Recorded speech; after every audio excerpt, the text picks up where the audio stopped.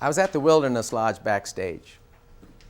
Had my Disney badge on, which allows me to go anywhere. And I saw their top satisfiers on the wall for guest satisfaction. And so I took a look at them because, I've shared Press Ganey and Gallup with you folks, the top ones on the top of the list. So I'm curious as to what theirs are. And I see their list, and what began to dawn on me was how low the percentage scores were on the side of each one of those. So they had posted them, and here were these low scores. And they were really low because, like, for instance, the top one was something like 79%. And the lowest one's like 69%. Well, I was from Florida Hospital, and our satisfaction scores are like 90%, 92%, 87. If we dropped down into the 80s, we were getting worried about our patient satisfaction scores. So this didn't compute because our patients got to be a lot more difficult to please than somebody at the Wilderness Lodge, which is a hotel, basically. Luckily, I was puzzled because I learned something important that day. It was a paradigm shift for me, and that's what I'm going to share with you.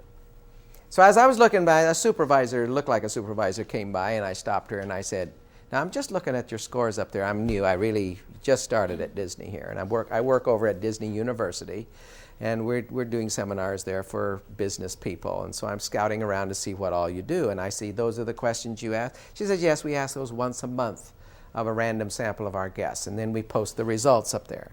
I said, so that's the percentage of guests that are satisfied with how you performed on those items? And she said, no, not exactly. I said, well, then what is that percentage? She says, well, we have a 5-point scale. 4 is satisfied. 5 is very satisfied, and the only scores we post are 5s. So that is the percentage of guests who said they were very satisfied. We don't measure the ones who ranked us satisfied. You don't add those together? Well, no, we don't. Oh, I said, well, now this is making more sense to me because my background's in hospitals, and I was just thinking how much higher our scores were because we take the 3, 4s, and 5s and add them together because we don't say dissatisfied until 2, right, and then very dissatisfied. And so we take 3, 4s, and 5s, we add them together, and we have 92% is kind of, 90, 87 to 92. She says, oh, well, if we did that, what do you think our scores would be? If we just took 4s and 5s, never mind the 3s, what do you think our scores would be? And I said, well, I know they'd be higher than that. She says, try 100%. She said, what would that tell our employees if every time they came by it was 100%, 99% once in a while? Oh, a 98, we really fell down here. We wouldn't have much effort here to make it really big and do well if we made it look like they're better than they are. And I thought, we are. At our hospital, we're trying to make the score look better than we are. We're not really trying to show the truth. We're trying to make people feel good about their scores. So I went to my boss at Disney and I said, do they do this in all the resorts? Was that just the Wilderness Lodge? He said, no, that's the way we do here at Disney. He says, Fred, I got an article for you to read. And he pulled up, he went into his file, and he had a folder that had this article printed many times, so he must have passed it out for a class or something. And he handed me the article, and it was from the Harvard Business Review. And this article had made this assertion. Research on satisfaction shows that on a scale of 1 to 5, where 5 is very satisfied or excellent, and 4 is satisfied or good, people who mark a 4, satisfied, are 6 times more likely to defect to the competition than those who gave you a 4. And here's what he said. Fred, satisfaction is a fool's gold. And he said the reason it is a fool's gold is because you can't count on their loyalty. And it's loyalty that we measure at Disney, because unless they're singing our praises and people are loyal and come back to us over and over, we'll soon run out of our market. And I thought about that, and I thought, now can that be translated in the hospital environment too, that same kind of thinking? And I asked questions about myself. Does that reflect how I am? If I give an organization a 4, does that mean I'm not loyal? And I thought, absolutely. Why would I hesitate to give someone the highest number? Except that I hesitated. And I hesitated for a reason. And when you hesitate for a reason, that hesitation will be in my word of mouth.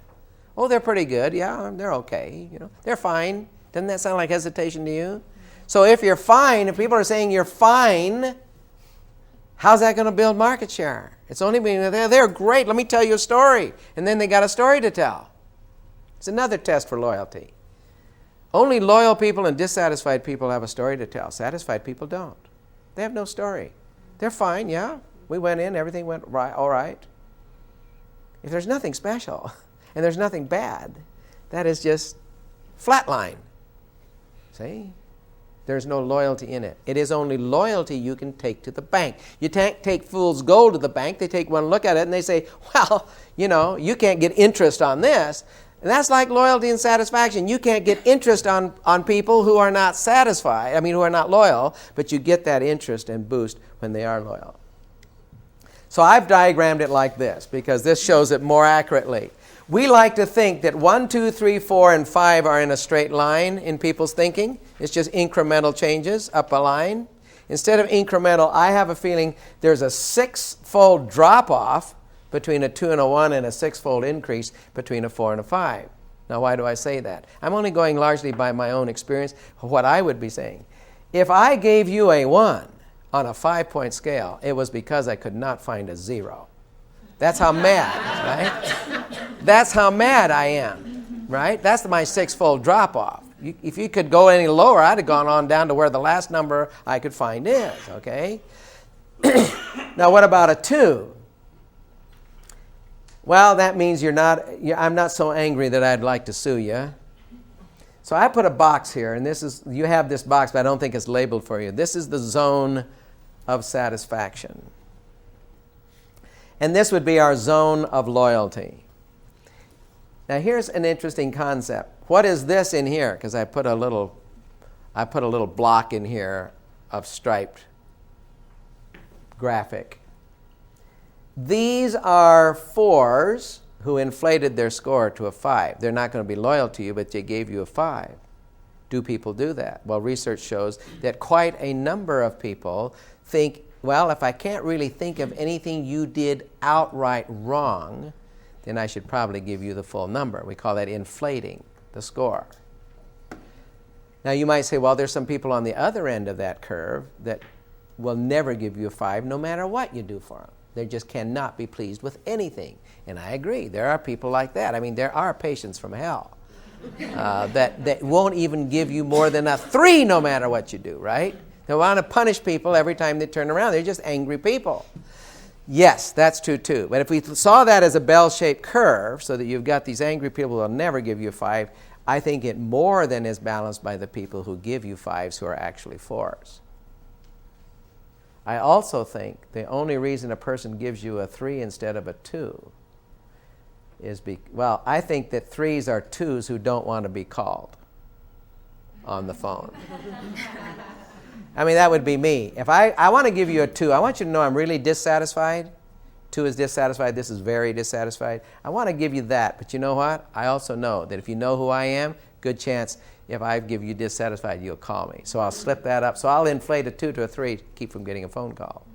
Just looking at the psychology of a scale. If a person is going to be serious about the scale when they go to market, that's the psychology. The reason I gave you a 5, what you're hoping is the only reason they gave you the 5 is because they didn't see a 10 on this end. They're looking for the highest thing they can give you. And if you had pulled this score on out to 10, they'd still be giving you the high score. That's what you're hoping 5 means.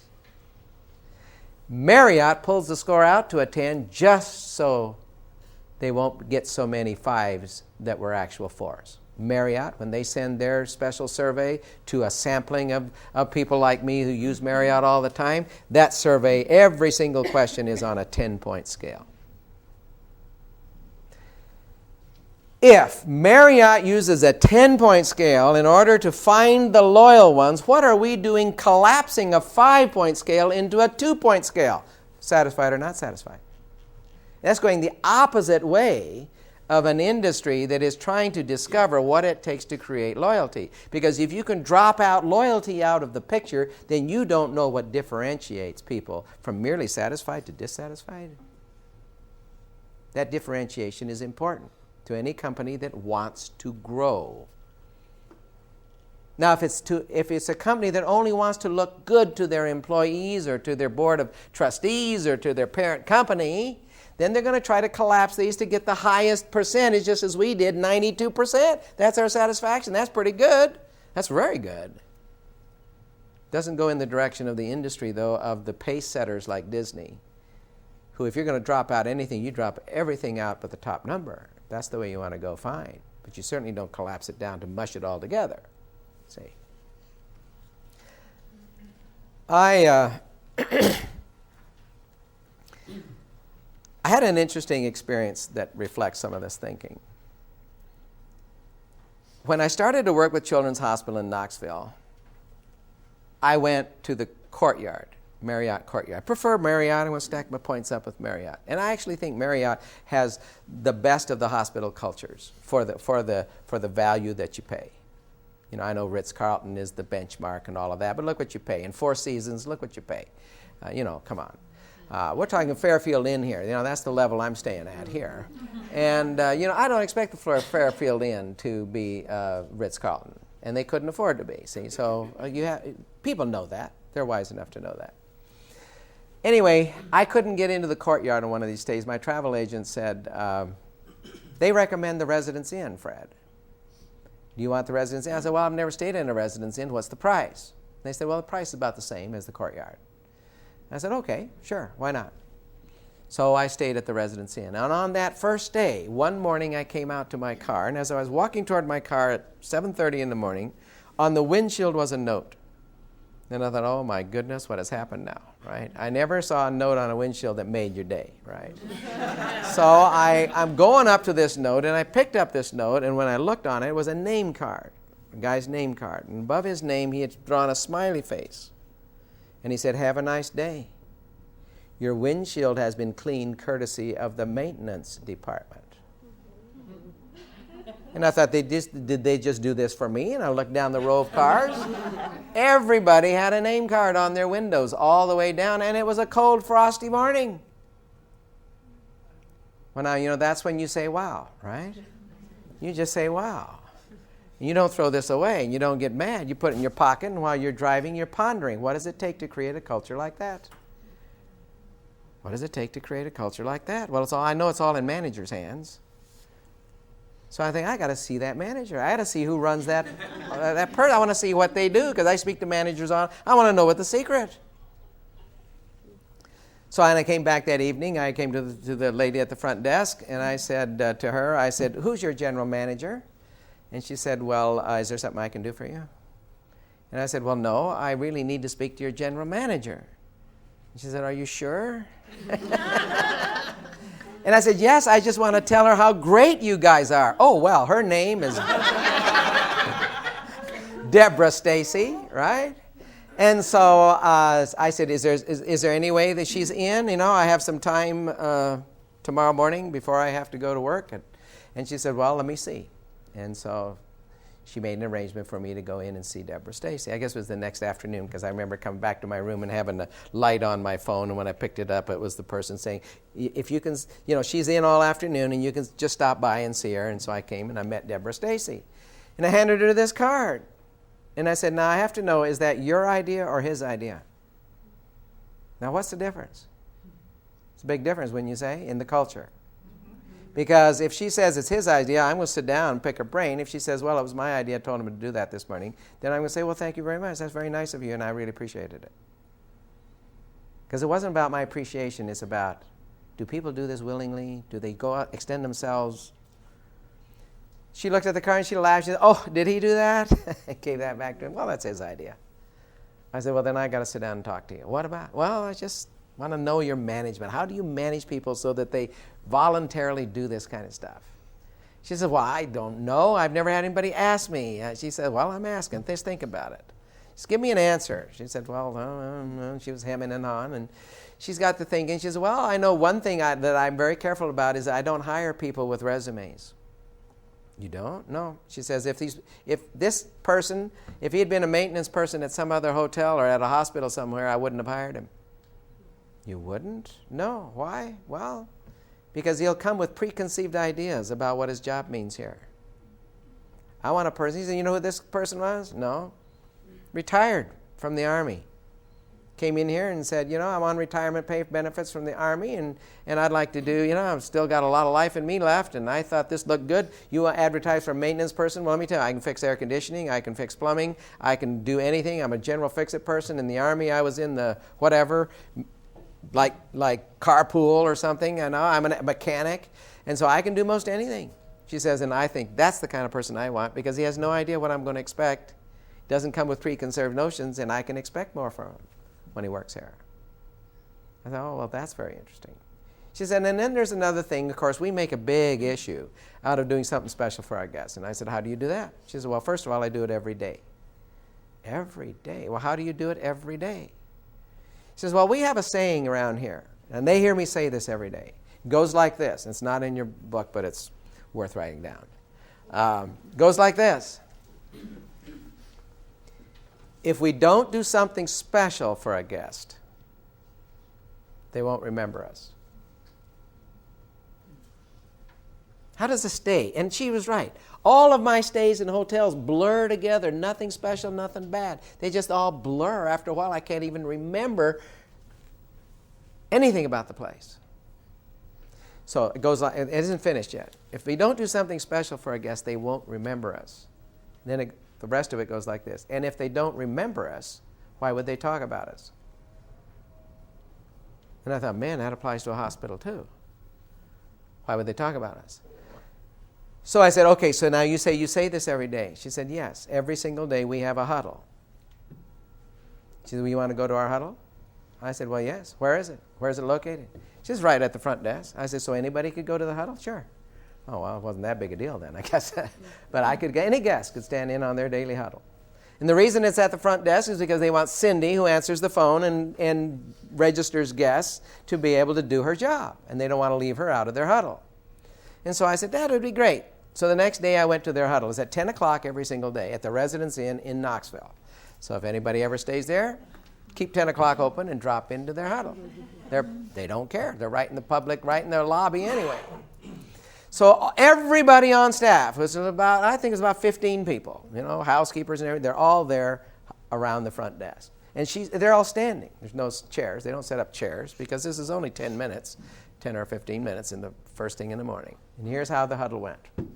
First thing she is greeted everybody, hi, and I noticed that she knows everybody's name and greeted everybody personally. And then she said, did anybody have a birthday? Any of you have a birthday? No, you don't have a birthday today? Anybody have a birthday today? No. The next thing she said, does anybody need special prayer? And somebody said, I do. She said, I know I brought my father up to you before, but he's still in critical condition in the hospital, and I appreciate so much those of you who told me you're praying for him, but I need your prayer some more. And so then she said, Deborah Stacy said, remember Sally's father in your prayers. And then she said, did anybody do anything special for a guest yesterday? Yesterday. Not this month. Not in your whole year. Right? Yesterday. Does anybody do something special for a guest? And the morning I was there, Cindy, who's the person answering the phones, and she said, I did. She said, last night a guy called down here and said, when I stay at the Ritz-Carlton in Atlanta, they have needle and thread, so a guy can sew a button on his shirt. Not only that, but at the Ritz-Carlton, they have 6 needles, 6 different colors of thread already threaded. What do you think of that? And she says, sounds like you need a button sewed on your shirt. Yes, I do, and I would sure appreciate it if you guys would put thread, needle, and thread in the room. A lot of hotels do that. If you consider yourselves great, you would do that. And she said, well, what I was thinking is you might bring your shirt down to the front desk and let me sew the button on for you. And wouldn't that be better than the Ritz-Carlton?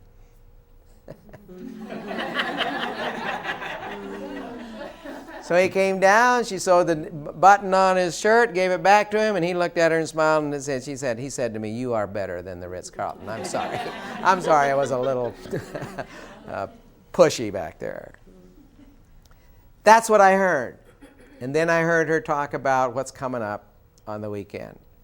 Just so happened that the morning I was there, a certain sorority that is associated with the, I want to say Tennessee Vols, which is Knoxville, Vols. Certain sorority from the Vols football teams, a big football weekend, they had booked the entire Residence Inn, this sorority. And she said, I just want to remind you again, this weekend, that's when they're coming in. And here's the thing. These people are here to have a party and have a great time. So we're going to expect more noise than usual. Let's be friendly about that. And the second thing is they're going to expect us to be lugging their bags because they probably don't realize that this is a self-serve place. They're going to drive up and say, where's somebody to help me with my bags? And so here's what I need from you. Are any of you willing to take a little extra time this weekend and come in on Friday about this time in the afternoon when most of them will probably be checking in and help us schlep some bags up to their rooms for them? And people raise their hands. Sure, be glad to do that. That'll be doing something special that they don't have any right to expect, but that we will do. What do you think happened to my loyalty from that one experience of the little card on my windshield? Do you think Courtyard got my business again when I went back to Knoxville? No, Courtyard didn't get it. They got it because somebody did something special. Now, that's the unique nature of loyalty. Something a little special happens. I have a story to tell, and that's what creates this loyalty. So once you get that in your mind, you have to ask yourself, does that mean somebody has to be doing this every time you turn around? And I have to tell you, just to be fair to the Residence Inn, that although I stayed there probably another 6 or 7 times, that guy that cleaned my window never did it again. He never did it again. That was his special thing, I guess he did. I suppose you couldn't sit there day after day and never say that you did anything special for a guest. He kind of got it out of the way in one morning. And he may do it on weeks that I don't happen to be there. I don't know, but here's the point in that. He created loyalty on the day I was there by doing that. And he didn't lose it because he didn't do it again. That's the nature of something special. Nobody thinks you do this special thing all the time. We just think, you did it when you had the opportunity to, and aren't you nice? That's what we think. We don't think that now there's the new standard. Everybody's got to do that. See? Now, am I suggesting, who's over maintenance here in the room?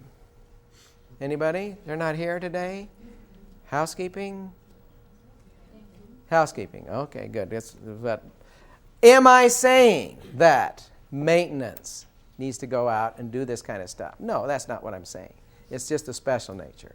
So once I started asking myself these, well, first, let's just finish this thought here, that patient satisfaction is a fool's gold. It's the same as 0.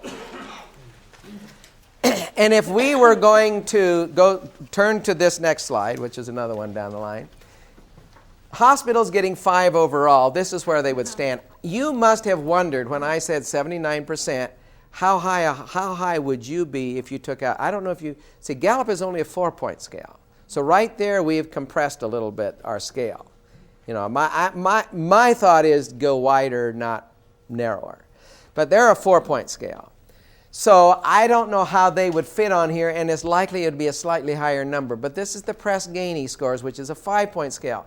And at this here means that no hospital that they measured got more than 61% getting 5s. Overall satisfaction as a 5. I'm trying to give you a number to think about that you ought to be. And again, yours is on a 4 anyway. So the question is, where is the 99th percentile? Because a lot of hospitals are talking about we're at the 90th percentile, we're at the 95th, we're now at the 99th percentile. Where is the 99th percentile when you take out and just give us the 5s? 62% or 61%. Does that sound like there's room for improvement to you? Yeah, when you put it like that, look at this space here. You know, that looks like a lot of room for improvement when you look at it that way. And then if you're in the middle 60, you're between 47 and 37% giving you 5s. That means the majority are electing not to give you a 5, to be in the middle 60% of hospitals. The majority of patients are electing not to give a 5 that's on a 5-point scale. That's kind of stunning. It's another way of looking at our scores in such a way that it's more, I think it is a little more honest that way.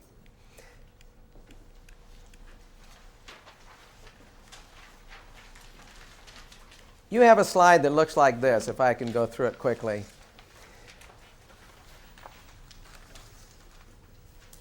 If you weren't a hospital, if you're the Residence Inn, if you're a car dealer, if you're a restaurant, and you decided that you wanted to get people to return, you could manipulate the return in the following ways. Delta has my business. From all Delta knows, after flying 2 million miles on Delta, all Delta can think of is that I'm one of their top 1 or 2%, not even 2%, top fraction of 1% of flyers that are loyal to them. But here's the interesting thing. I am loyal to Delta for basically 2 reasons. Delta is a hub in Orlando, which means I get out to more places on more flights more easily on Delta than any other airline by far. So that means convenience.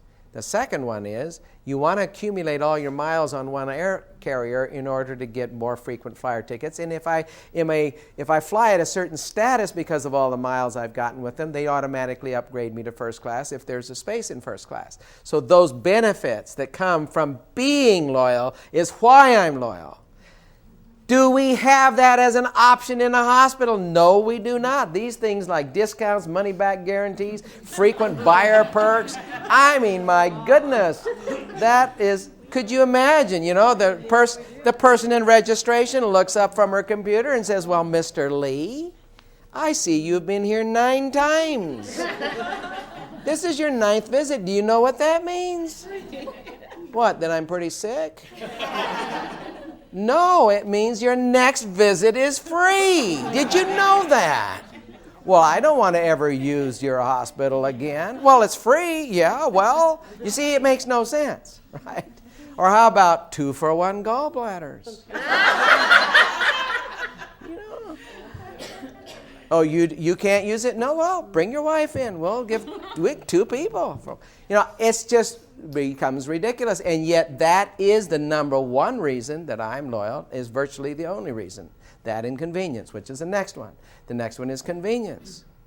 Where you're located, that means that these people who within 10 miles drive of this hospital should be using this hospital out of just convenience alone. But here's the problem. Hospitals cannot capitalize on convenience because people will drive 45 minutes, 40 miles away if what? They perceive that the care here is inferior. So we will pass up a place we perceive as inferior when it comes to medical services, if we possibly can. Now, I know sometimes we get locked in by HMOs and all of that, and I don't want to murk it up with that, except to say that for most of us, online is a convenient thing, but that's not really much of how we can get our business. Finally, brand technology. There's things like you bring a physician in here, a physician group that can do a specialty procedure at your hospital that very few hospitals in the state can do, and you suddenly have some brand recognition off of that. That might be good, but you're a pretty small hospital. And you're probably not likely to dominate any marketplace just on brand recognition, certainly not in the way that Mayo has dominated with brand recognition. It's not really that open to us. So that's not open to us. Convenience is not really an issue in a hospital, and we can't really create brand superiority. We got only one note to play on for loyalty, and it is what? The special experience of the family or the patient. That limits us dramatically as to how much we can manipulate loyalty. We really can't. It has to be honest word of mouth. Now, once I got to thinking about the word of mouth, for instance, most businesses measure loyalty by repeat business, right? If you open a restaurant, you don't have to do a survey. Just keep track of who's coming in. Meet your people. Get acquainted with their faces. And you ought to feel pretty good about yourself if they keep coming back over and over and over. I mean, my wife and I have 3 or 4 restaurants that are just favorites of ours, and they see us almost every week, all 4 of those. And we know them. They know our names. We know their names. They know they got our loyalty. You don't have to do a survey to find that out. However, a hospital can't go by that. Repeat business is not a way to determine whether we've got much loyalty or not. We have only what? The word of mouth of those who sing our praises. Once you say that, then you ought to be curious about what does a loyal person say that you don't hear from a satisfied person. And is there a way to distinguish the words? It's all about words and what they say. Can we distinguish? between what loyal people say and satisfied people say? Well, first you'd have to say, well, how do we get rid of all those inflated 5s, right? You think you're talking to a 5 who gave you, you can't go by who gave me a 5 because you may actually be a 4 who gave me a 5, and then your words wouldn't count because they would really be the words of a 4. And so I got to thinking, how do we do this? I want to know what they say. And it dawned on me. The real loyal ones have already self-selected out because a high percentage of those, a certain percentage of those, have sent us a letter raving about their care. And I have a feeling somewhere in your organization is a file of fan mail, right? In fact, we ought to, take a look at a couple of those maybe and read them tomorrow. Fan mail. Fan mail makes us feel warm inside. But here's the other thing fan mail does. It uses the words that a fan says in describing their care. So I said to my wife, I said, could you bring the fan mail for your hospital home and let me look at it? So she went to her boss, and her boss said, well, how is he going to use this? Is it HIPAA and all this stuff? And so we have to know, how is he going to use this? Well, he's not going to reveal any names. He just wants to collect the adjectives that people use, the words that they use, to just like I did on color and animal this morning, right? 3 adjectives that describe I could say, what were 3 adjectives that described your care when the last time you went to the emergency department, right? And I'd have a pretty good idea of how loyal you are about that care. So she brings home Xeroxes. Say she Xeroxed all these because her CEO didn't even want to have these out of the building. So when they came to me, I circled them and I counted them. And here's the list. You have it in front of you. It's on the next page. Singing our praises, what loyal patients say when they sing our praises. Here's what fascinated me, and the reason I show it to you is because when I start caring, look at caring, cared, and cares was said 3 times plus 32 more times. That's 35 times a variation of the word caring was used. Then came kind and kindness. Then came compassionate, which is a pretty big word, and it doesn't share it with 2 other variations of compassion. So for 16 times for the word compassion to appear. And then you get over here, and these were all only mentioned once: proficient, pleasant, generous, upbeat, warm. Well, those are kind of courtesy behaviors. But something happens that gets these over here, and so I've circled those. They're not circled for you, but with this black on, it's a little hard to circle that. But if you take that circle, and we take the middle word in that circle, compassion, because that's a synonym of caring, and help, and helpfulness, and comfort, and comforting. If we just took that word, you could see that we got the 80-20 principle at work here, right? 20% of the words used creates 80% of what people state created their loyalty. See where we're going with this? It means that compassion is in a different league than courtesy. People can expect courtesy, but they can't really expect compassion. They love it if they get it. They appreciate it. They value it. They won't necessarily expect it. So once I thought about that, I created this little model, which I think is wonderful to share with caregivers on the front line, So if you share this with people who are conscientious nursing staff, for instance, who are trying to help the organization succeed and want to do the best that they possibly can and are striving for excellence, then I like to liken it to this. We hire and fire on the basis of a person's competence, typically in a hospital. Then we realize that competence is not enough to satisfy a patient. We made a big issue. We measure all the outcomes we want to, and their perceptions, turns out, is going to be a big deal in the way they rate us. And their perceptions are going to be based on courtesy. So for us to go from pretty good to good, at least, just to get to good, you're going to have to require courtesy from everybody. Not just suggest it. It's going to have to be required. So how does an organization require courtesy? Well, first of all, HR is going to say it needs to be described as specific objective behaviors. You can't just say, I don't like your attitude, and I'm writing you up for attitude. You've got to describe attitude as a series of behaviors.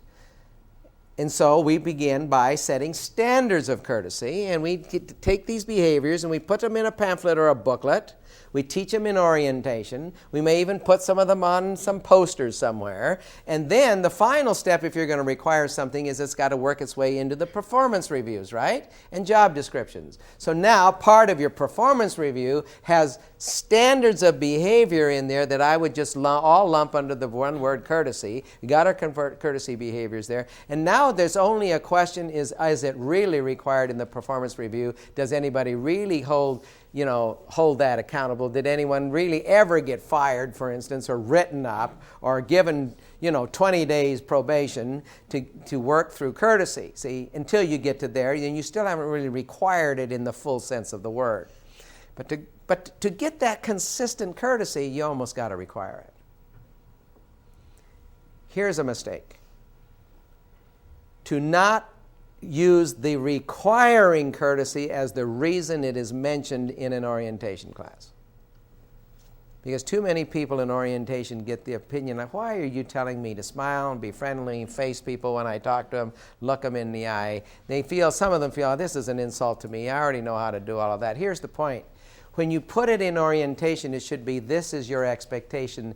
This is what you will be evaluated on by your performance. Wouldn't you be interested in seeing your performance review now before you even start the job? Hand everybody a performance review and go over that, not as we don't think you know how to do this, but as this is important here for you to succeed. And so then we don't insult them by treating them as if this was some bright training program, like we think they've never heard of how to be polite. Because everyone has, even people who aren't polite have heard of it, right? And insist on it, actually. That's the approach we should use for our courtesy behaviors.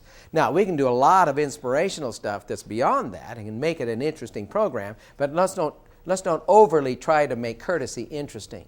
It should just be a requirement. Just like back care and just like sterile technique. We teach people sterile technique, not because it's exciting or people don't know how to wash their hands, but because it's absolutely required for clinical safety. Make it a requirement. Require it, you can call them on it when they don't do it. If you don't require it, how do you recall them on it if they don't do it? If you've never made an issue of it. So we make an issue of it. So now we come to this interesting word, compassion. You can't require compassion. It's not part of the competencies that we generally hire for.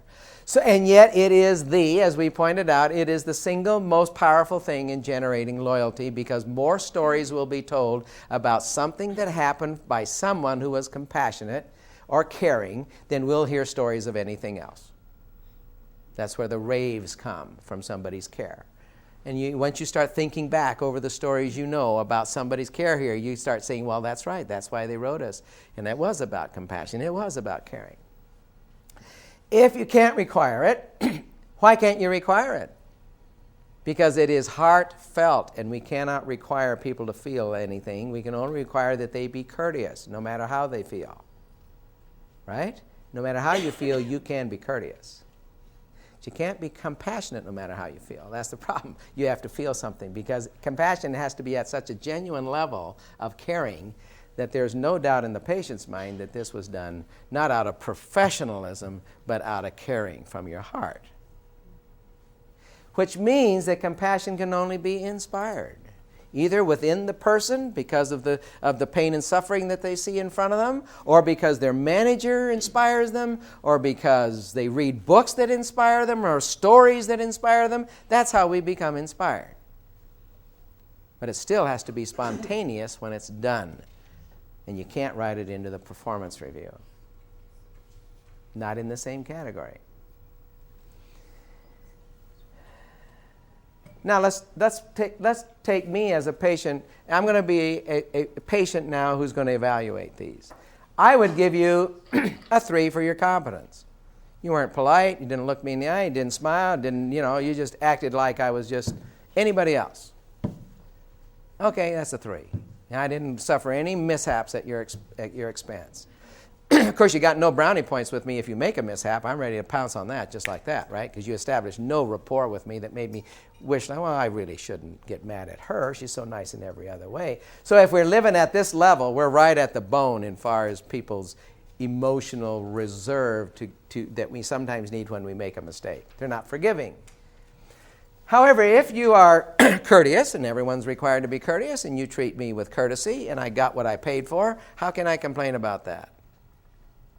But I still might say, something about those people doesn't quite earn a 5, but somebody did something that I'd put in that category of helpful, comforting, caring, compassionate, that category of words that we chose to involve, and that's where we get our 5s.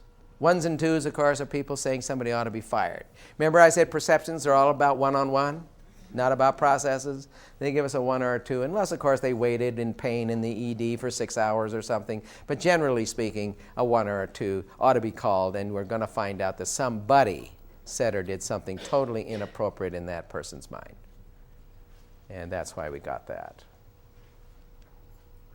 These are satisfied? That's very satisfied. I want to tell you about Judy, who said to me, Fred, I want to tell you about the worst night of my life. And then I'll tell you why I'm telling you this. She said, I was diagnosed with breast cancer. And from that, and it was pretty serious. The doctors wanted to take me straight in right away after the diagnosis, as soon as possible, to have a modified radical mastectomy. And she said it was so terrifying to hear that I have cancer that I couldn't hear anybody speak to me. I couldn't listen to what you were saying if you were talking to me. Even when I was trying to do my work, I was only barely there to be able to do my work because of the emotional static. She said the worst night of my life was the night I came out of surgery.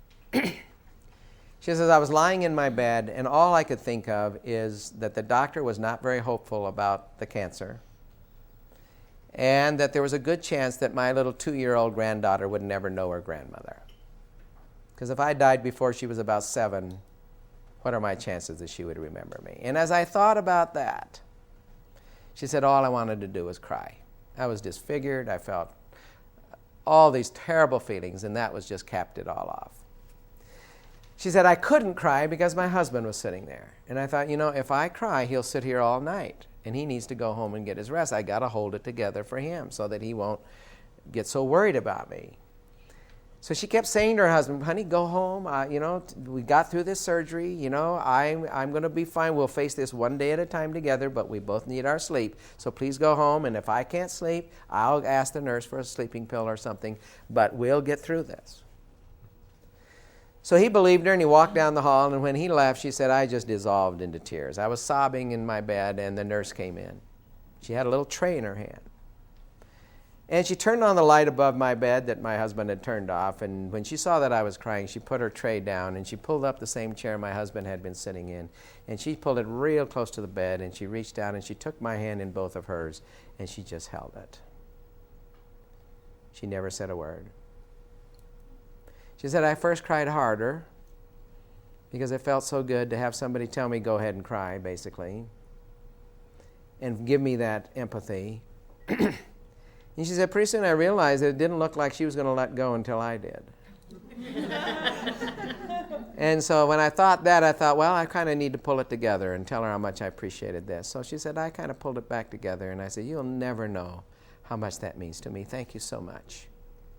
Then the nurse stood up, and she picked up this tray, and the first words she said were the same words she intended to say when she walked into the room. I brought you something to help you sleep. And she said, Fred, the reason I'm telling you this is because you talk to nurses all over the country.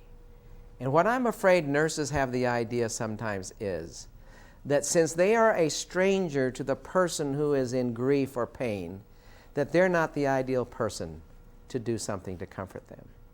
They think it's the family member that probably is the best person. But let me tell you, Fred, if that nurse had run out of the room and grabbed my husband, it wouldn't have worked. Or if she'd run out of the room and called the chaplain, it wouldn't have worked either. I needed to know my nurse cared. And when I knew that, I loved her for it. And I will never forget her because of that. Because a chaplain is paid to come in here and tell me God loves you, no matter what you're going through. But she is not. And when it comes from a person like that, they need to have permission to do that. If they feel it, please do it. You need to tell them that. Don't back off from this. If you feel it, do it if you're a nurse. I said, good, Judy, I will definitely tell that story. And I believe you. When I put myself in your place, I would think that's absolutely the way I would feel too. You want it to be real. Compassion has to come from a real place. Now, having taken Judy's message, there's 3 other messages here that Judy has hers. She's telling us, do this when you feel it. It's absolutely critical. But I could turn to me, right, this marketing sort of person who says, where did Judy's 5s come from? I could say it would come from there. If Judy's going to rate this organization 5 and she has a story to tell. But let's go to the nurse's position. This nurse didn't do this to get a 5. She was not thinking of whether the Gallup survey might call Judy. That would have tainted this totally anyway, right? She did this heart to heart as a heartfelt response on her part, not encumbered by any ulterior motives. That's a key. And the final key is the one my wife would remind nurses of, and it is this one. What that nurse did was not fluff. It was healing. Because the mind-body connection is so well proved by now that no one doubts that when you reduce a person's anxiety and stress, you release some of the immune system's ability for the body to heal. So that it is no longer some kind of fluff you do because you're a caring person. It's because we do it because, if anything, it's part of the healing process. It is as much what a nurse was hired for, would be my wife's point of view, as it is for sterile technique or to do their competencies as well. It's that powerful in the healing process. And if we doubted that, all we would have to do is have Judy here, and here's the question that would prove it. Judy, what helped you sleep better that night, the sleeping pill or the comfort of the nurse? And what do you think she would say? The comfort of the nurse helped me sleep. More, I'll bet, than a sleeping pill did. That's the power of empathy in an environment where people are suffering.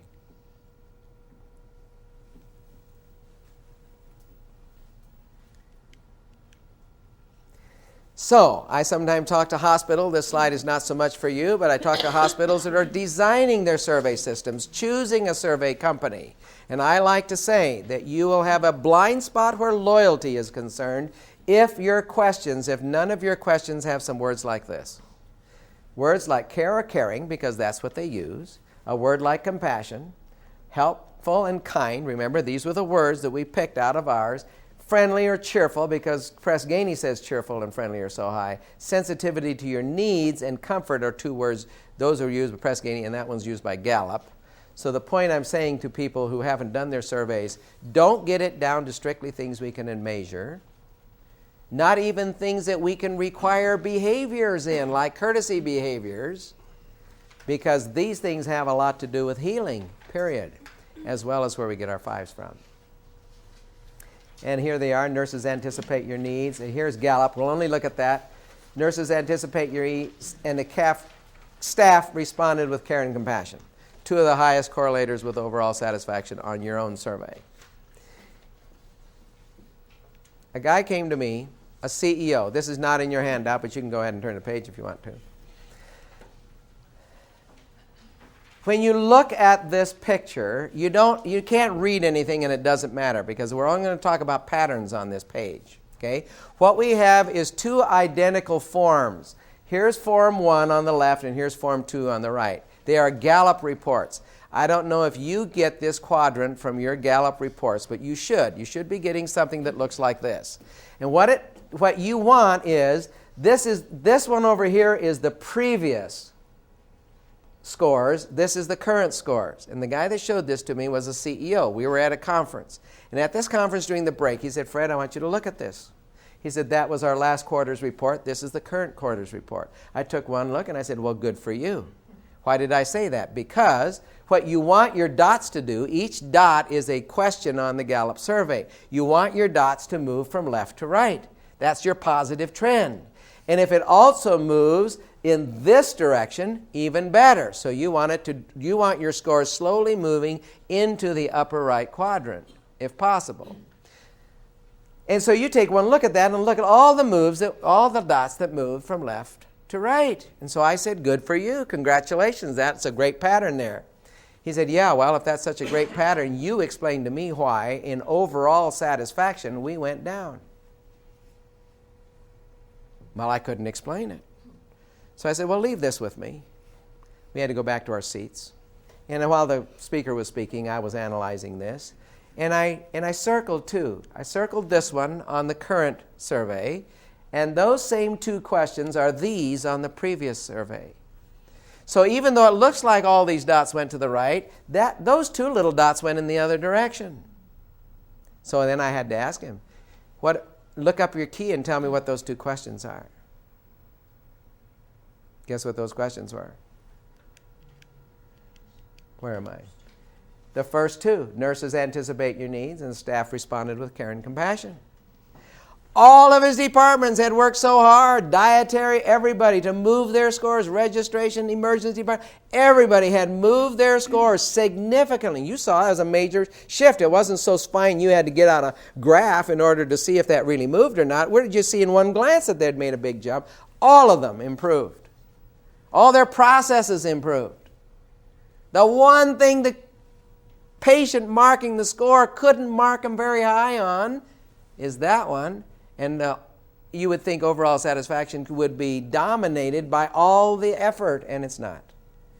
It turns out those two questions had more to do with whether or not a patient is satisfied or not in the end than all the rest of the efforts put together. That's a little scary when you think about it. And it's also an extra burden on nursing, I think, to understand how they do affect these scores dramatically. And, you know, I know a nurse could say it's not fair that so much of the burden of satisfaction is on our shoulders. That's true. And we ought to all appreciate that the nurses are carrying 80% of the burden for patient satisfaction. And we probably ought to all be looking at what can we do to make it easier for the nurses to have a little extra time to do the care and compassion part.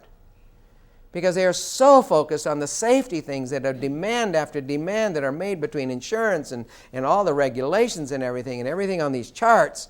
For a department now to say, we are no longer going to do this, you'll have to come down and get that stuff yourself, we're not going to deliver anymore, is to take away our people from the front line that deliver the highest level of satisfaction and have them running errands in the organization. So how do you help? You help by freeing up nurses to do this, even if you never see a patient yourself in your department. And that's why you would relook, as I'd already said today, our courtesy and efficiency thing. And in the name of efficiency, if we're making nurses work even harder, then we're not giving them the time that they claim is very hard to come by to sit down and draw up a chair and hold a patient's hand who's crying, like that nurse took the time to do on her shift. And it doesn't mean you have to turn around and do this with every patient. Remember that card on my windshield. It's just that certain patients, at the moment that's necessary, the nurse responds with compassion. I'm not trying to exaggerate this where you're always making that a part of the picture. It's just that when it's critical, someone is there. I love this mission statement. Guthrie Health System is in Sayre, Pennsylvania. And I've done some work with them, and I wish I could take some credit for writing this. They had this mission statement before. And I love it so much because here in my thinking, a mission statement should be so easy people can remember it, and it ought to hit the most important things. We clutter them up. We want to get everything in there, financial performance, growth, our doctors, our this, our that. We try to cover everything in our mission statement. This is like a Disney mission statement. Disney is simply, their mission statement here is we are here to make people happy from all cultures and all ages. That's it. Simple as that. Well, this is almost like that. You already have it. We are Guthrie, where compassion and excellence. What have I talked mostly about today? Talked about compassion and excellence. Come together to make a meaningful difference.